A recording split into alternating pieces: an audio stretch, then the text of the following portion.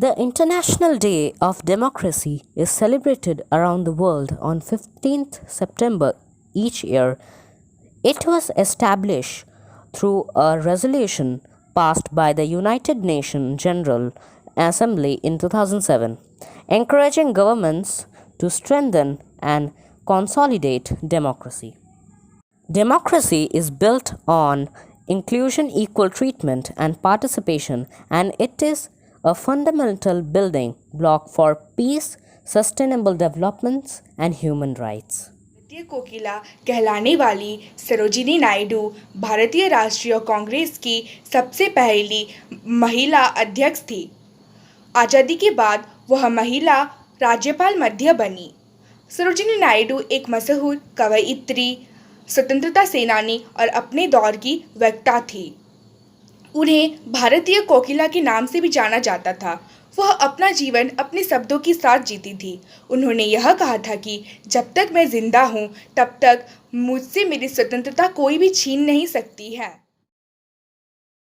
Long years ago, we made a tryst with destiny, and now the time came when we shall redeem our pledge, not wholly or in a full measure, but very substantially. At the stroke of the midnight hour, when the world sleeps, India will awake to life and freedom. A moment comes which comes but rarely in history, when we step out from the old to a new, when an age ends, and when the soul of a nation long suppressed find utterance. It is fitting that at this solemn moment we take the pledge of dedication to the service of India and her people and to the still larger cause of humanity. I am Bhimrao Ambedkar, have been struggling for the last 30 years to get you political rights. I have got you reserved seats in parliament and state legislatures. I have got proper provisions made for education of your children. Let us leave aside slogans. Let us leave aside words which frighten people.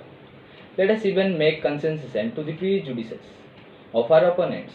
Bring them in so that they may willingly join with us on marching upon that road which I said, if we walk long enough, must necessarily lead us to freedom. Jai Hind, Jai Bharat. Good morning. I am Kaveri Laha. Today I am here to speak a speech about Ammu Swaminathan. Ammu joined the Indian National Congress in 1934.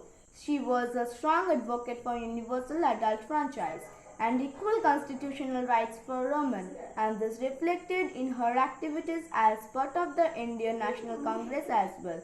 In 1946, she was elected to the Constituent Assembly for Madras and was one of the very few women involved in the drafting of the Indian Constitution. Thank you. AIIMS Hospital has been serving for years now.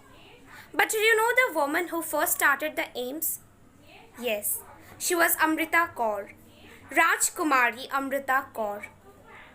She was also India's first health minister and was the first Asian woman to head the WHO's governing body.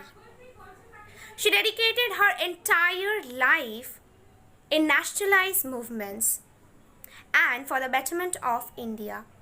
She even donated ancestral mansion in Shimla for AIIMS for providing homes to the nurses. आज 26 जनवरी 1950 को हमारे देश का संविधान लागू होने जा रहा है। इस शुभ अवसर पर मैं कुछ शब्द कहना चाहता हूँ। हमारे गणराज्य का उद्देश्य है इसके नागरिकों के लिए न्याय, स्वतंत्रता और क्षमता प्राप्त करना तथा इस विशाल देश की सीमाओं के निवास करने वाले लोगों में भारतीय भाव बढ़ाना, जो विभिन्न धर्मों का मानते हैं, उनकी भाषाएं बोलते हैं और विभिन्न रीति रिवाजों का पालन करते हैं। हम सभी देश के साथ मित्रता करके रहना चाहते हैं। हमारी भावी कार्यक्रमों में रोग, गरीबी और अज्ञान का उन्मूलन शामिल है, लेकिन ये आप सबके सहयोग के बिना संभव नहीं है। अतः मेरा ये आपसे निवेदन है कि आप हमें अपना पूरा सहयोग दें। जय हिंद, जय भारत। भारत को 15 अगस्त 1947 को अंग्रेज़ों से आज़ादी मिली थी, लेकिन 26 जनवरी 1950 को संविधान लागू होने के बाद भारत एक संपूर्ण लोकतांत्रिक गणराज्य घोषित हुआ था। आज़ादी मिलने से पूर्व भारत सदियों से गुलामी की जंजीरों में जकड़ा हुआ था। न जाने कितने ही राज्य भारतीय आम नागरिकों के ऊपर थोपे हो गए। विदेशी शासकों ने भारत पर हुकूमत की। गुलामी की जंजीरों में जकड़े आम जनता त्राही त्राही कर रहे थे।